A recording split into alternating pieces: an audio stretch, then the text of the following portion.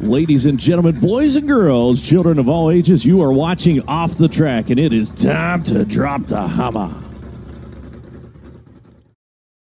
Yeah, it's just like however it ends up. Now I'm ready. Well, I think... You think you're ready? Well, then in that case, I think it's a great time to start the podcast. Episode 30. Tanner, if you want to go ahead and kick us off here. Absolutely. To everyone listening, welcome in Off the Track, episode 30. We were kind of talking a second ago. I guess a little bit of a milestone. Yeah, it's been on and off, but now we're back. And 2022 is going to be a great year of audio-only podcast. And today's show, I think we're all excited for. Oh, yeah. Not only is it just myself and Bennett, the normal guys you listen to every single week, but joining us again is Kyler Shaw, a good friend of ours, owner of Fast 4 Media, drove a sprint car. We have some news coming about him. I guess we won't give away too much, but anyway, Kyler Shaw joining us here on the show today. Thank you so much. Yeah, thank you for having me again. It's great to be back. What's pretty cool about Kyler is, kind of behind the scenes, you don't see this too much. Kyler was in the episode of the podcast. He also was in the backyard track video. Yeah. Kyler's actually up here quite a bit throughout the winter season to help shoot up at Roseburg so he doesn't have to drive as far. But, I think in the upcoming future, some other episodes, we might have Kyler around just doing some, co-hosting stuff. So he's not really a guest today, but more of a co-host, and that's pretty cool. I like it. And not to put you too much on the spot here, Kyler, but just for anyone who didn't hear that episode, which I want to say, if you want to learn more about Fast 4 Media, how that company grew, about a lot more about Kyler Shaw and like his background and just how he got into racing, you need to go listen. But just real quickly, just summarize a little bit about yourself, how you racing, and the company you own and what you run, and literally put hours and hours of work into to help grow the sport of outlaw kart racing, as well as all your personal stuff. My main story is the Fast 4 stuff. A lot of clips end up on your social media, so I'm sure a lot of the viewers here have seen some of the clips and the work that I've done. But other than Fast 4, done a lot of racing throughout the years, and I really do enjoy racing, but with Fast 4, we kind of had to focus on that a little more. But yeah, just it's something you definitely present to the sport that's unique, going from the driver's standpoint to a filmer standpoint. So I understand what you're saying there, and we really appreciate, stepping away from being a driver to helping promote it. And we're going to kind of, later in the show, we're going to get into how that has helped grown the sport, and specifically with one racetrack, which is a huge topic in today's episode, which is the Roseburg Indoor. Wait, one thing, though, I had to mention this. So our very first episode of the year, we talked about goals. Yeah. And I only had to mention it here, a quick 30 seconds, because it happened today. You know how I said my goal was to be number one in the nation in that game? Yeah, and that so I went from like 5,000 something place. I'm at 763rd in the nation, or like world. Really? So we're going quick. We're getting up there. We're climbing the charts. So following goals for 2022. But anyways, back to you. This is going to be a good episode about this track. Well, and that's something we definitely actually need to keep an eye on throughout the year. All the goals we talked about in that first show, we are going to love to follow along with all of our own progress as well as each other's. But like I was saying, Kyler Shaw, he's had a huge influence on outlaw kart racing and micro sprint racing all across the United States. And so that's why I'm so pumped to get your input on a lot of the things that Bennett and I are going to be chatting about today. But the main one, the Roseburg Indoor. And I believe about maybe 5 episodes ago, it was in December, we did a show, maybe it was November, we did an episode talking about Red Bluff. And pretty much it was an open discussion between Bennett and I, where we kind of just were giving like our honest thoughts. Like we were having a regular conversation about just the state of Red Bluff, a lot of its struggles, a lot of the things it was going through, also all the positive stuff, because obviously it's a place we love, we spend so much time and effort, we've put so much into. And so it was really cool for us to really open up and share that as, it was just kind of a show about not just all these good things, but there was a lot of negative, events that were going on, and really sharing that with our audience so they could feel the spot that we were in as drivers and competitors and supporters of the Red Bluff Outlaws. Yeah. And so we're going to be doing a little bit of that today with the Roseburg Indoor. But to kind of kick it off, one of the things I talked about on the podcast is really diving deeper into our racing weekends. And one of the big ones did take place recently in Roseburg, Oregon. Showdown. That was at the Winter Showdown, which, Kyler, now that you've filmed that race a couple of times, you would say that's, mean, that's arguably one of the biggest winter races in the state of Oregon each season. 100%. And I mean, we were talking about it the other day. Only 13 or so drivers came from Red Bluff, so the majority of the people there were local competition, which was great to see. 47 opens, that was quite a phenomenal car count. That beats Red Bluff a lot of the times. Go ahead. No, I think they said that was a record. Literally the highest car count the Roseburg Indoor has ever seen. Not only opens, but carts in a whole. I think it was 200. No, it was like 120. 101 if you take out the Pee Wee Junior Fun and Cage Clone class. But the box stocks, they also had a phenomenal car count as well. I think they were over 20. Yeah, somewhere up there. So it was phenomenal to see record-breaking numbers in just about every class. We saw guys come up from Northern California. We saw driver support from Washington, which is kind of starting to grow their cage karting scene. And then, of course, all the regular locals. So to have over 30 guys in the open class just from in the area shows, what is going on a weekly basis at Roseburg, which I think is key. Because, if you're always relying on cars traveling from other places, I mean, that's good, and obviously that builds the sport, but we like to see it to where there's local guys, those rivalries that are being built, and there's a lot of those right now, but just that scene as a whole. And to mention some of the cars that came up from Northern California, you guys saw in the vlogs, the factory QRC crew showed up in style, which was Kennedy Elledge, Jimmy's daughter, and then also Landon Brooks and myself as the house drivers. And then in our same trailer, we had 3 more cars. So in total, we had 6 entries. We also brought some of our friends from Northern California at Legal Limit Motorsports, which was Dinkid Kaminsky. He's in beginner box stock. Braxton Foster, who ended up putting on an absolute show in box stocks in that division. And then also Preston Carr, a young up-and-coming open driver who actually had a really phenomenal showing for his first time at the racetrack. We ended up showing up on Friday. Do you have something to say, Well, Bennett? I was going to say one thing just to mention there. I think, in my opinion, and this is just completely personal, you can agree with me or disagree, but I think it's very professional when a factory team shows up at the major events. And I know sometimes it's hard to get all the way back to the East Coast for like the Outlaw Kart Super Bowl or whatnot, but big props to QRC for showing up to a premier event on the West Coast, such as the Winter Showdown. Red Bluff Outlaws always has the Nationals. They're always there. That's their home track. Kyle Larson Outlaw Kart Showcase, and so forth. So big props to QRC there for always representing their brand at some of the biggest shows for Outlaw Karts on the West Coast. I agree. It was awesome to see Jimmy bring all those cars up. Yeah, and I think to not 100% speak on his behalf, but I know he's talked about wanting to do that more and more. And we've had serious conversations about, trying to travel. And I think, as you mentioned, it's huge for QRC as a brand. It grows the sport. It shows, I don't know the best way to say it, but also, what our program is as a whole and, where it's came from and grown from. Well, you swept the weekend. Yes, even before I was a driver, what the QRC house kart program was when Jimmy started and what he's built it into with, new drivers today from, obviously Logan Seavey being the original guy. But that was definitely fun. And I'm so happy that Jimmy, to add to that, was able to come up.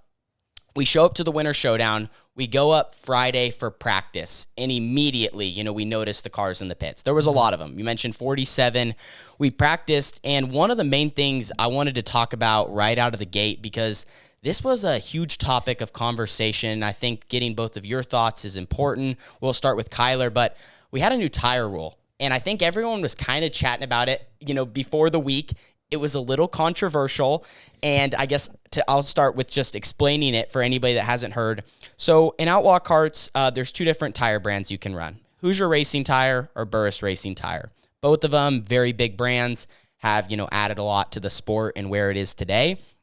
Roseburg, because of a tire shortage at the current moment, or just a little bit of a lack of tires, not huge, not something to be too worried about, but because of the amount of cars that were going to be competing, as well as other tracks on the West Coast competing, there was just a little less tires than needed, or there was still some more tires that were needed. So Roseburg mandated a 50 tire rule on the right rear for the rest of the season For opens. For opens, which is the hardest compound out there, which makes the car handle way differently. A lot of drivers talk about how it almost feels like you're on ice, or there's less grip, more wheel spin. So to start with Kyler, I mean, what were your thoughts on the tire rule? And, I mean, obviously it made it more interesting, starting the night, everyone on something different. Yeah, it definitely leveled the playing field, I feel like, with the harder compound. Like you said, it is more of driving on ice, so a lot of the drivers were fighting for grip out there.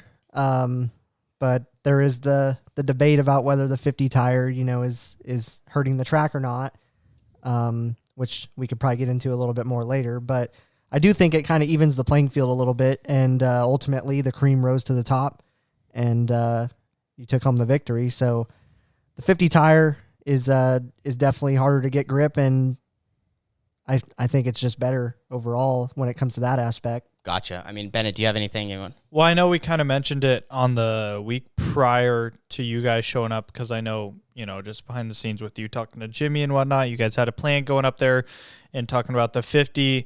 I wasn't able to make the race, but I know from what you've told me, and Kyler was there to watch as well. Firsthand, I have a question for you to respond to fairly quickly, and then I'll ask another question. Did you think it ruined the track much or made it abrasive, or? I mean, to kind of talk about the weekend as far as, we started out, rolled out there, we got to practice with it, and that's why I actually wanted to practice. So how'd the track look after practice? Like after everything's said and done? The first night, okay, everything was hooked up, but there wasn't a lot of laps on it. But as far as, like I said, how the cars felt, I rolled out there and I was like, all right, this actually isn't that much different. Now, granted, we've had experience with it at Red Bluff, so we had a rough idea of what direction the track was going to go. But as far as how the car handled, it wasn't much different than I thought. But then as the weekend went on, and especially I think we got a pretty big vibe after the first preliminary night, which kind of set the whole weekend, up. If you didn't run good on that night, your Sunday show, which is where the money was going to be handed out, was going to be really tough. But the first night, at the end of the feature, I mean, it was rubber. It was lockdown rubber or getting abrasive, In outlaw karts, I feel like the track, the color, like if you watch a sprint car race, you can tell. That you can tell when it's rubber. The color of the dirt at Roseburg, you couldn't necessarily tell, but it's pretty obvious. Our lap times are definitely increasing. You can drive the race cars way harder, and it was becoming very difficult to pass. And so, although there was more factors than just the tire, we immediately knew that obviously the tire was hurting the racetrack, and it was going to be really tough to not repeat what happened the first night, the second night. What's pretty interesting that you mentioned there is, like, in sprint cars, we've been to enough sprint car races and I've watched enough. I can hear when it's starting to take rubber. Like, you can just hear the difference. You can hear when they're on the curb or whatnot. But outlaw karts, I don't think I could specifically hear that or anything. But one thing I want to mention, because I wasn't there, and it's interesting to hear that you said started to take rubber with the 50. The opens are the high horsepower class, I guess you could say, but they were also the, like, I don't know how to say it. Out of the amount of cars that were there, they were the minority of cars. Yeah. And the rest of the cars there had their usual soft compounds. Granted, they weren't the higher horsepower. I wonder if that was an equalizer, but, now that you mentioned, like you said, it started to take rubber, get abrasive, any more opens than that, or, I wonder at Red Bluff, how many 250s roughly do you know that they had? I think we're getting like 20 to 25. At Roseburg?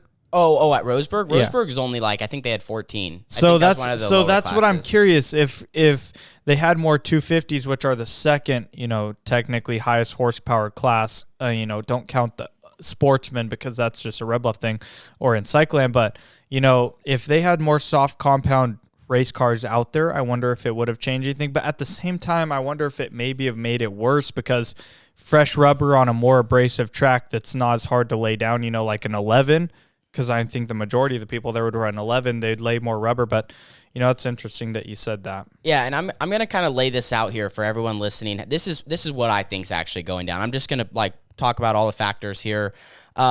For anyone who also doesn't know, we talked about the 50 being the hardest compound. Bennett mentioned an 11. That's the softest compound. So we have an 11, 22, a 33, yep, and a 50. And usually when the racetrack's, going slicker and it's getting harder, you're going to pick a 33. And when it starts getting really hard and possibly abrasive, it seems like, the 50 is a very popular tire option. Is there an outlandish 55? Maybe if you still got one. I think there's like there used to be a 55. There was a 55, but no one runs them Not anymore. But if you still have one, it could come in handy if you hoarded one of those. That thing's got to be cement by now. Oh yeah, from the past 5 years. So this is what I think's happening to the racetrack, and a lot of it is all factors and what's going down. I personally don't think the 50s help the racetrack as much as people think. I actually think that's what's causing it to be both nights, a lane off the bottom or one lane around the bottom. So here's what's going on. Roseburg is very capable of being a surface where you can rip the top almost even up by the wall if it gets really good, and work the bottom and be able to race side by side. But what I thought was going on is the hard tires we talked about, they have more wheel spin, they don't really get into the dirt, and eventually they're sealing off the racetrack. Well, also on top of that, usually the 500s are the class that can make the top work, because with our soft tires, we can still run up there in the grip, kind of clean off any marbles, clean off any dirt. But see, the 50, that hard right rear can't do dust. It cannot touch dust. When you hit dust, one, it's going to make the car spin out, or it's just not fast. So that's kind of what I felt like was going on. So the class that needed to be the one to keep the top in or keep moving up wasn't able to, because you just couldn't. It was not even close to fast enough for the most part, especially once it started to get abrasive. And so with a lot of the 250s all running around the bottom, the Subaru and box stock classes running around the bottom, and all those guys are squealing the tires even with their lower speeds, the bottoms just got way too good both nights. And with the hard tires, our hard tires, it only made it worse because we had to run down there. And so that's kind of, that's what I was seeing. And I really don't think with the 50, it's just harder to make the racetrack good. Well, so that's coming from a driver's standpoint, and I know Shaw's seen so many races up from the tower videoing. What was your perspective on the whole night for the prelim? It's a tough one because obviously there were so many cars, so that could have been a variable. But Roseburg, for the most part, has been pretty good all year. And then the 50 tire rule was implemented, and it, like we mentioned, it was rubbered up. Yeah. So it's hard to pinpoint whether that's the tire or the car count, but it just doesn't help that the rule was made that week as well. I'd agree with that, because it is hard when they do get the highest car count they've ever seen, a record-setting car count. Absolutely. But I will say, this weekend we had 19 opens. Tanner, you obviously won that. Did it take rubber? Was it abrasive? It didn't take rubber, but it was my opinion, it was the same story as like the top got too dusty, and once there was dust, because was that a 50? Clarify real 50, quick. yeah, 50 on the rule? 50 on the right rear. Okay. And pretty much what happens is, like I said, that dust builds up, and it's not actually dust necessarily. There is grip up top, but when all those other classes in between the opens, like open hot laps and then open heats in the next round, which is probably a solid almost an hour, there's no classes running up there, so that dirt just sits, and even though there was grip in it, the dust kind of mixes in with it. I'm not a dirt guy, so I don't know exactly what's taking place, but I can just say because of the lack of people running up there at all, there has no chance of staying. And so then when we get out there with our hard tires, there's absolutely nothing we can do. And so if you're not running the bottom, you're probably just going to go backwards. Which makes sense, because Roseburg is trying to do anything they can to make the track stay. They're doing a good job, or they're putting their best foot forward. 100%. So I would think it's definitely got to be a tire issue more so than, like you said, with the dust thing, that is huge.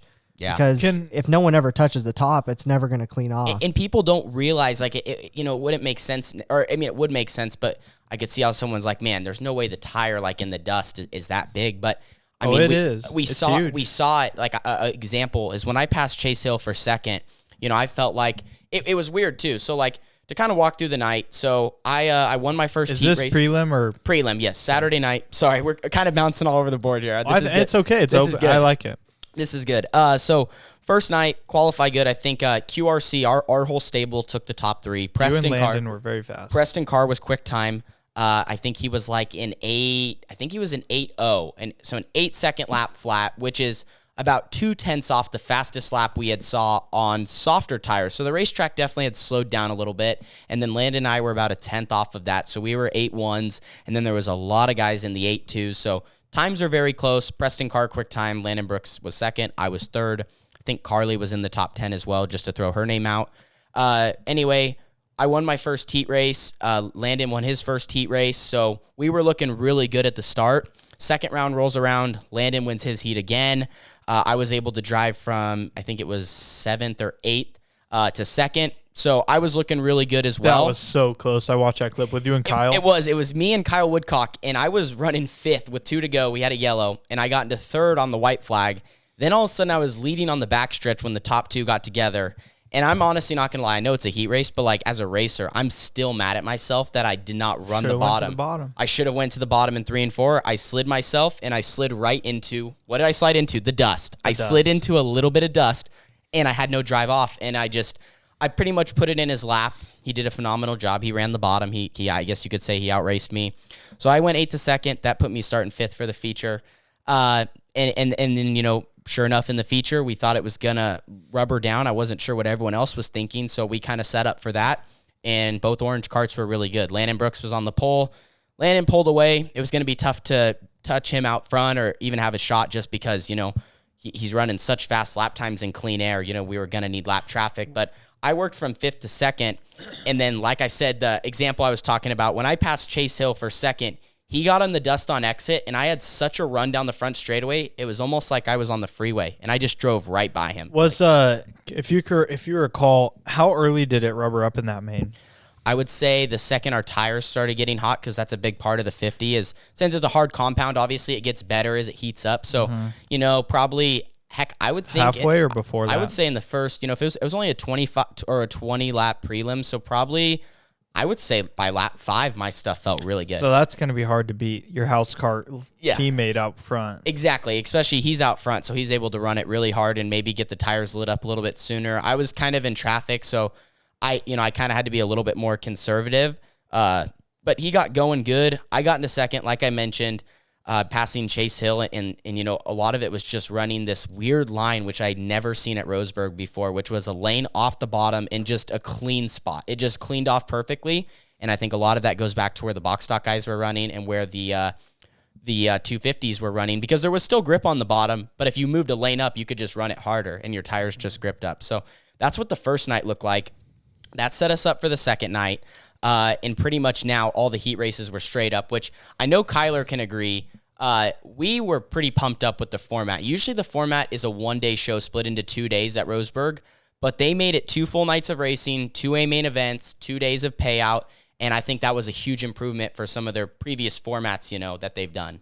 I agree. The Chris family has been pretty receptive to information, and it's tough to get a lot of people to travel up there when it's one show split into 2 days. So I do like that format because it's more racing, it's more opportunities, and as a race fan, you just want to see more racing. So it's a lot better to have heat races each day and main events each day to headline the show. I'll have to throw that in there as well. I personally hate with a capital H 2-day shows that could be put into 1 day.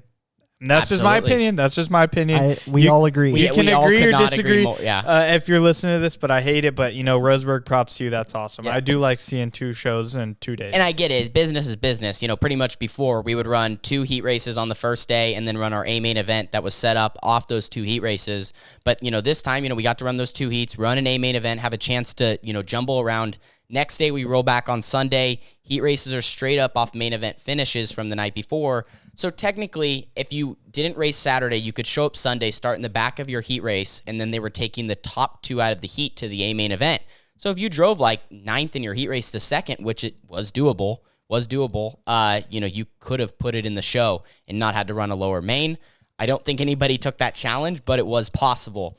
So I started on the pole of my heat race, and if I won, I was going to start front row outside. Landon walked away with his heat race win. I didn't necessarily walk away from mine. I had to do a couple restarts and outrace a couple cars, but I was able to win my heat race from the pole, which put me on the front row of the 40-lapper, which paid $1,250 to win. And it was kind of weird. I think when we all showed up and we started looking at the racetrack, and I feel like you could agree with me, Kyler, here, but it was greasy and it was wet. And I was like, man, we're not going to see a repeat of last night at all. And then the night started going on, and it was like at some point, it was like a light switch, And once that initial grease and grip was gone, it went way faster than the night before. Yeah, it was, like you said, I mean, the track was good. Roseburg did the best they could to get the track prepared for that many laps that night.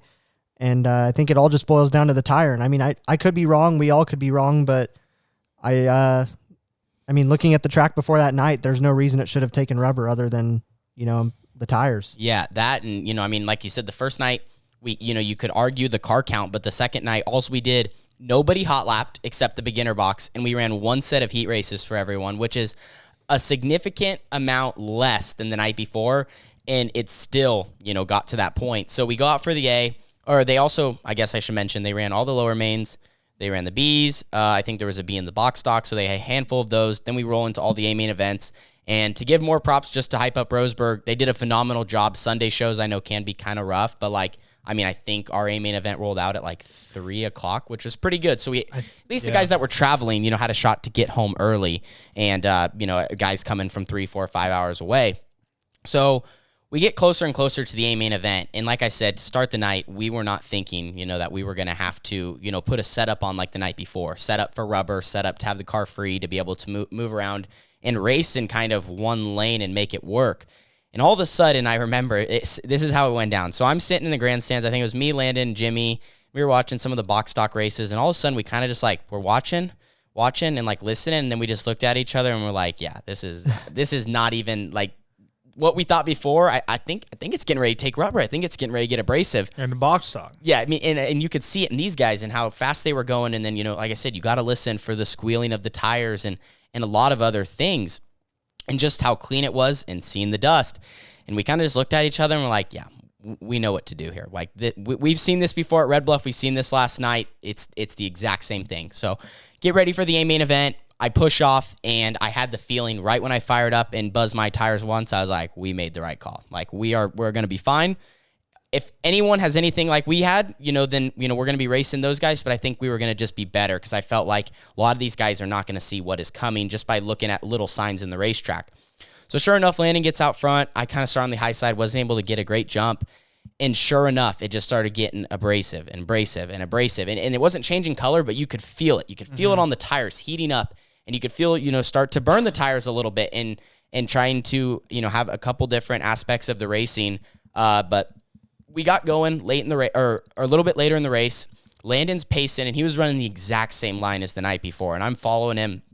And immediately I knew the only way I'd have a shot at passing him is just to formulate some sort of game plan and put things together to where I could hopefully outsmart him. We talked about, I think in the last episode, racing with your teammate is hard. It is really hard. We have a lot of respect for each other. We both want to win more than ever. We both obviously want to beat each other more than ever, but also we both want it. We need to run. Well, not only that, you got to go back to the trailer, the boss, and come home at least 1 and 2. Yeah, we both not last place. Exactly. We both want to be 1-2. We both don't want to be in 2. We both want to be the guy in 1, but that's just, that's the competitiveness in racing. But also in a way, we both have a job to do, and we were put in this spot for a reason, and, we need to handle those situations right as we have. So anyway, he was leading out front, and I knew I needed to try to just pass him down low. I thought I wasn't going to drive around him, and I had to drive below him. And I started working the bottom, and it started feeling really good. And it was crazy because he was kind of running in an abrasive part of the racetrack when I actually started running in a little bit of grip. My right rear was where the abrasive stuff was, but my left rear was catching good dirt. And all of a sudden, I started getting a lot of drive, almost running it more like a sprint car, where I was lifting and keeping my tires under me and taking advantage of straightaway grip, while I felt like he almost started getting in the dust. And once he got in the dust, he was losing a lot of momentum. And so we get going, couple yellows. I'm literally right there. My nose is right next to him. I know that I got to make the move as soon as I possibly can because the halfway break was coming at lap 25 out of 40. And if anybody had the chance to tell him to move down, it might be over. So get rolling on a long green flag run. Lap 19 rolls around. I'm there. Get the run down the back straightaway, drag race him into 3 and 4, get the lead, and then start to pull away as we came up to the halfway break.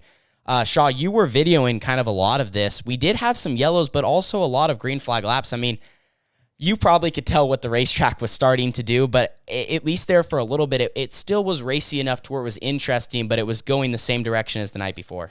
I'm actually glad you threw it to me because I was going to add this at the end when you were done. But despite it taking rubber, rubber in sprint cars may not be the best thing in the world. But when it comes to outlaw karts, it's actually pretty good racing sometimes. Absolutely. And you and Landon actually put on a show there, I think. Yeah. Obviously, I watched every lap, and, you were pacing him for a long time, and finally you struck, and I thought it was a really good race, actually, considering the rubber. And we've seen some really good races at Red Bluff in the rubber, too. So just wanted to clarify that. Rubber's not necessarily a bad thing. Absolutely. But, yeah, it was cool to see that long green run, and, the move you made on Landon was well calculated. I could see why it is tough to race with one of your teammates because, you can't just root them off the bottom, which probably would have got you the lead a lot sooner. But you had to come up with a plan and, like you were talking about earlier, the dust thing, you kind of got him up in the dust and then it was game over. So it kind of relates. Remember that one time me and you were at Wairika? Yeah, dude. We were on a restart and this is like awesome. Green, white, checkered, and I'm leading. And this is like... Wait, hang on. Just to interrupt you, Wairika, guys, is the smallest outlaw kart track in the country, it's possibly. one lane only. the indoor track or the outdoor track? The Indoor track. Oh, Go watch yes. the video on my YouTube channel. I think, it's in there. It's called the smallest racetrack or dirt track on the West Coast. Yeah. Bennett and I are in a heat race. Okay, you can finish now. So I'm leading it, and then there's a green, white, checkered, and Tanner's on the outside, and I know Tanner's going to chop me. There's no chance. He only has the opportunity to chop me, and I would have done the same thing.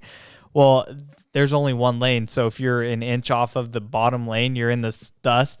I see Tanner's nose come right around my front, and then next thing I know, he's out in the boonies just Dude, burning it was it down in the dust.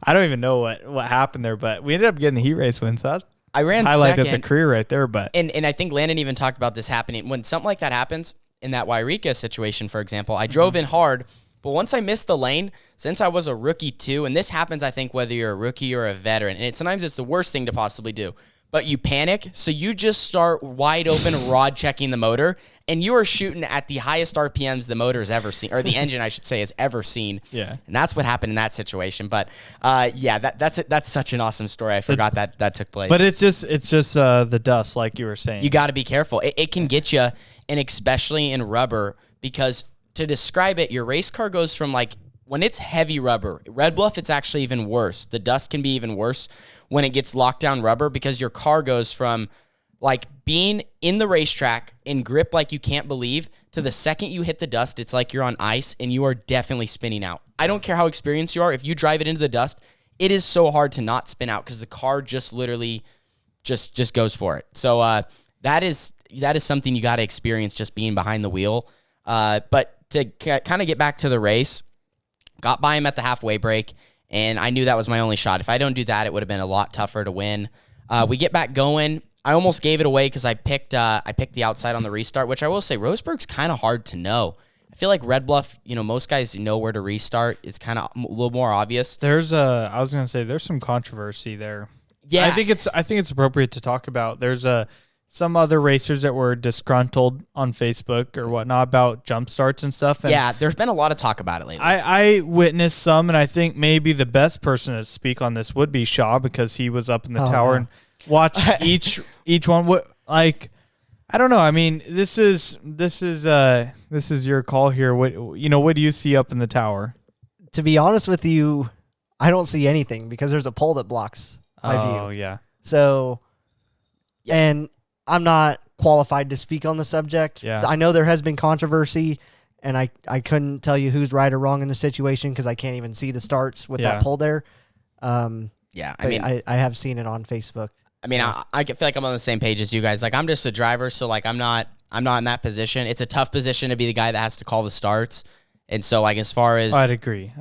It's a hard spot to be in, and I totally understand being frustrated if you don't feel like you jumped. Yeah, I mean, it's just a tough spot to be in. That whole deal, yeah, we're going to kind of move past that one, I think. But, yeah, basically, the last couple weeks, that has been a topic of conversation. There's not really too much, I guess, to add to it. But I did not get a very good start. Well, but, I mean, okay. to a sense, it makes sense because if there's one lane in the grip and then the rest is in the dust, you know what I mean? The one thing... Oh, I mean, I would agree with you. I just was saying in the sense, I guess, more like... I mean, everybody's interpretation is different on how to start a race and what's okay and what's not and where you have to be even. Right. And like literally by Roseburg's rules, and I feel like they're pretty much the same as Red Bluff, is they want you taking off side by side even at the line on an initial start. On a restart, it's pretty much fair game. I feel like we are not seeing guys really jump restarts unless they're blatantly just going early. But, I'd agree with that. you know, which that's kind of easier to call. It's a lot harder to call an initial start, which, I mean, right? You know? Yeah, I'd agree. Especially with the banking. Yes, I mean, that's a huge factor. It's a huge factor, like, with, you know, And it's a tiny track. I mean, it really is. And realistically, just as a racer, all I'm going to say is there's a certain way to do the starts and to, like, if you're on the outside, there's a certain way to do it and not get called. That's like a fair way and still have a shot at beating the guy into one, because I guess you could say the guy on the outside in a way is at a disadvantage. Yeah. On a restart, it's not necessarily that way. Like I said, I picked the outside for the restart, but I almost handed it away because I did not factor in the dust, you know, and I ended up getting up in it, and then Landon almost got back by me. And from there, I was able to sneak back by in the lead, and then go on to, you know, win the race. We had a couple more yellows, but it just got more and more around the bottom, and my stuff just got better and better. You know, and we were able to pick up the winter showdown victory, which was really cool. That was my third winter showdown win. We won in 2019, 2020, and 2022. And to do it in a house cart was a pretty cool accomplishment. You know, I know Jimmy is trying to travel more, but hasn't as much recently. So to be able to go somewhere besides Red Bluff and kind of, I don't know, you know, like just show how good we are is something fun. Do you know how many, like, I don't know if you would call it, I think you would call it like, what would be like a good term for like marquee events throughout the year? Like what would you say? I mean, prestige they say events. Prestige, I think so. Yeah. So how many prestige events has QRC? Well, it's 2022 now, so that's the first one of the year. Yeah, but first you one of did. this But year. I mean, if you count Red Bluff last year, this current season, you won. Didn't you win? Yeah, we won the Tyler Wolf and Gary Jacobs Yeah. with Landon. So, I mean, realistically, I guess you could QRC's say looking pretty good. this winter season, we're at 3 marquee events. And then- winter season pretty much leads into upcoming summer season. Would you agree? Yeah, pretty much. Pretty much. I would say so. Okay. And For outlaw cards. And I guess you could say, I mean, obviously the list of marquee events that QRC has won throughout the years, I mean, just walk in their shop, it's unbelievable. But yeah, the Winter Showdown is definitely turning more and more into an event like that. We saw the car count. We saw, you know, some still really good on-track product and a fun battle. And, you know, my favorite part is seeing the guys from California that did support. Obviously, a lot of really, really good cars. I would say that A main event was a strong and impressive field. And to, you know, if you ran out front there, you know, that was not easy. That was not an easy task. And I think this kind of leads us into our next topic of the show, which is talking about Roseburg in general and just how it's really starting to blossom and grow. And I think, you know, every outlaw kart track in the nation looks at Red Bluff. Like Red Bluff is it. Red Bluff and Cyclan. Let's throw Cyclan out Mainly there. Red Bluff. Well, I mean, you know, Cyclan's just summertime. So like Right. when we think of winter, you know, Roseburg's a winter track, but Cyclan and Red Bluff, like that's what is dreamed of. Like every racetrack wants to be that. I would say They want that car count. I mean, for sure. you would agree with me, Kyler? Red Bluff's like a mini chili bowl every weekend. It is. I mean, it literally is. I mean, for people that actually, Look- this is a good way to say it. Hang on. After that, I I got something to say after that. I got something here. Jimmy Elledge, my car owner, he says it's the best kept secret possibly in dirt racing. Like Yeah.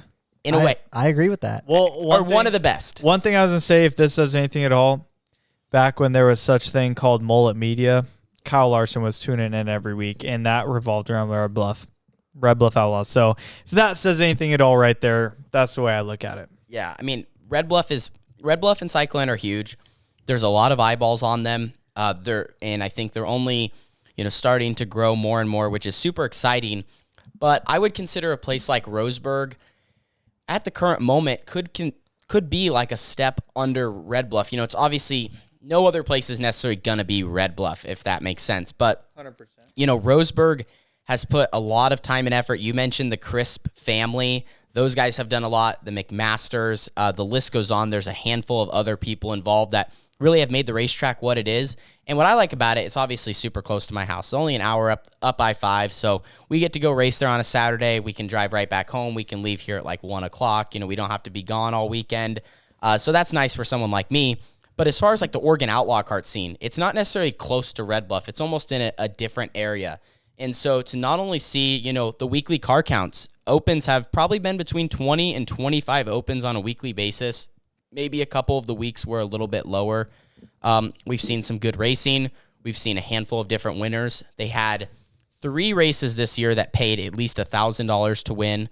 The Mike Lyons Memorial, Turkey Shootout, which Turkey Shootout was also a good payday overall throughout the weekend. It was $500 win the first night, I think $1,000 win the second night, and then this one, which paid $1,250 to win. What was the prelim? What did the prelim pay? Unfortunately, I think it was just regular points pay. So I think it was like just a couple $100 to win Gotcha. at the Winter Showdown. But overall, what Roseburg's doing for outlaw kart racing and, growing, having a good schedule, I think one thing that we can all agree on is the fact that they literally have races when Red Bluff is not racing, and they only have 2 that conflict with that winter schedule. So how they do it is you get 2 drop races at Roseburg. So technically, if you wanted to run for points at Red Bluff and Roseburg, you can, which I think is incredible. I think that's something we touched on in the very last podcast. Oh, you're probably right. Yeah, and I agree with that. I think it's super, it's super awesome to see that. Kyler, maybe you have some input on that? Yeah, it's great for me, especially with the video stuff, because I can do Red Bluff and also equally focus on Roseburg, because my intention is to grow the sport as a whole. And I think Roseburg really does have something good going on there, and I'm invested in their future there. So the fact that they can run without conflicting against Red Bluff is also really beneficial to me, because I can be there as much as I possibly can. That's a good point right there. Yeah, I mean, it's awesome. And the fact that I think it's, more than even you realize, I know you don't really talk about it much, but I mean, the fact that you are covering both of these tracks is a huge part of their success in, getting the sport out there. The fact that my grandparents or my fans or whoever can watch on a weekly basis with a subscription to your website is huge. And that's more of what the sport needs. And I think kind of talking forward, because we always love talking about how the sport can grow and what things could happen or need to take place or whatever. But it would be really cool, as much as obviously we talk about Roseburg's growing, I really hope to see a couple more tracks up here. I think, Oregon is lacking a couple of racetracks to grow a little bit more in the wintertime, but mainly in the summertime, so guys have a place to race in summer. There's just not as many dates, but we'll have to see kind of how that could possibly, go moving forward. But anyway, to just touch more on Roseburg, we have 2 more races coming up this weekend, and then the championship night, which will be next Saturday. I heard there's some big news coming out. I'm excited for this weekend. This could be almost bigger than Winter Showdown. This is big. In my opinion, this is big, but we can't spoil it on this. We can't spoil it. We can't spoil it today. What do you think it is? I think whatever this so-called event is gonna be something that's gonna be real fun to watch. Well, we'll find out soon. Oh, we're going to find out really, really soon. So stay tuned for the next podcast episode, the content that we're going to be dropping on the YouTube channel, everything. Let's just say it's a Roseburg weekly show, but you're going to want to be tuned in. We're just going to see. I think we just kind of leave it at that. Heck, we've been going for about 43 minutes now. All I could say is there's going to be checkers or wreckers. That's all I got to say. That's good. That's all I got to say. Bennett, do you have anything you want to add? Not really, like I said, or, me and you both agree. Shaw's probably, when did you start going to Red Bluff, estimate? Oh, man. What year? Late 2014, so that'd be the 14-15 winter season. That's the first time you went? Yes, to Red Bluff. So I started when, I don't know, a little bit before that I started. I was 2009. But I was going to say, people, all 3 of us have been so deeply rooted in outlaw karts and Red Bluff and, majority Cycleland because it's our backyard. I think we can all agree it's really awesome to see something like Roseburg really, becoming alive. And it's this place where we have a lot of drivers that are in the prestige tracks such as Red Bluff or Cycleland, like I just said, coming up here to race on some of their larger shows, and they're not stepping on each other's toes. So, I would agree that this track is pretty cool to see them growing, and, I like to see it. Yeah, I mean, I think the future is really bright, and I guess to say to any kart drivers out there listening, maybe if you are from California, you haven't gave up and given it a shot, I'm telling you should. I think it has a lot of potential. I think right now they got a good format. They're starting to get a really good weekly car count. They're working on some payouts and some bigger shows and really making those bigger shows, bigger weekends, a chance for it to be more of an event, bring a family, have fun, come hang out in Roseburg, Oregon for a couple of days. And, all of that is only going to grow the sport. That just makes me happy. I mean, like, at the end of the day, no matter what, like, I came from outlaw car racing. I'm still heavily involved in outlaw car racing. I owe everything to Outlaw Karts and Factory QRC and what they've done. And without them, I would not be a racer at all. And one thing I want to add about Roseburg, too, is they always strive to do better. Yes. Not that other tracks aren't, just if you haven't given Roseburg a chance or it went bad, they are trying their best. And, they're like the rubber situation. Some people might go there and it may not be ideal, but they're doing everything they can to fix it, and they will fix it at some point. Yeah, like they were not necessarily pumped about, what happened there. And they're not pumped about having to make a tire rule. They're just trying to do something that's best for all racers and for what circumstances are kind of, thrown at them. So like Kyler said, like I said, like Bennett said, give it a chance, run up here. If you are like a box stock, you can run multiple classes. Keep that in mind. So there's a lot of opportunity. Just get a lot of laps, get on a new racetrack, and I guess, travel up here to the Pacific Northwest. And they do run 2 sets of heats every night. Yeah. So not only do you get hot laps, which you don't actually get at Red Bluff. You don't get hot laps at Red Bluff. You Bluff. qualify at Red Bluff. So your first lap at Red Bluff is just as important money lap as the last lap. But go ahead. At Roseburg, you get hot laps, you get 2 sets of heats, and then, worst case scenario, you're in a B main or something. So you'll go up there and you'll get plenty of laps, get a lot of laps under your belt, and probably leave home or head home pretty satisfied. Absolutely. Well, one thing I was going to say, I don't know if they have it anymore because they may have done away with it when the cage clones came, but do they have the fart cart class? They did away with it. So they did now away it's with it. They used to have these, like a literal run what you brung, like a Bennett type class. Like literally a square frame yard cart, and they would turn laps and they'd be fast. I wanted to run it. I heard that Factory SBR sponsored that class. They were going to. There was a driver. we had some prospects there, but some things just fell through. The best thing from that class, I might have to see if I have the footage, but when Chase Rodman used to announce Roseburg, we didn't have any names for the fart cart class. Yeah. So there was this dude. I know what you're talking about. There was this dude that showed up with a half containment seat in his fart cart. So Rod just called him right side headrest guy. Every time he announced him, we don't know his name, so he was like, right side headrest guys banging the boards. I love Rod. And then there was a dude with the number 3 that he called Dale Earnhardt. It was just, I just had to add that that's on. Good that's good old Roseburg. Fast 4 is just always there to, keep the memories alive. It's awesome. Yeah. Well, that's going to wrap up today's show. Kyler, thank you. Bennett, thank you. That's episode 30 of Off the Track. That's also the recap on Roseburg, Winter Showdown, and so much more. And we will see you guys next Wednesday. Actually, I take that back. We'll see you guys later this week with the bonus episode with some more news. Oh, yeah. Episode 31. Ladies and gentlemen, boys and girls, children of all ages, you are watching Off the Track, and it is time to drop the hammer.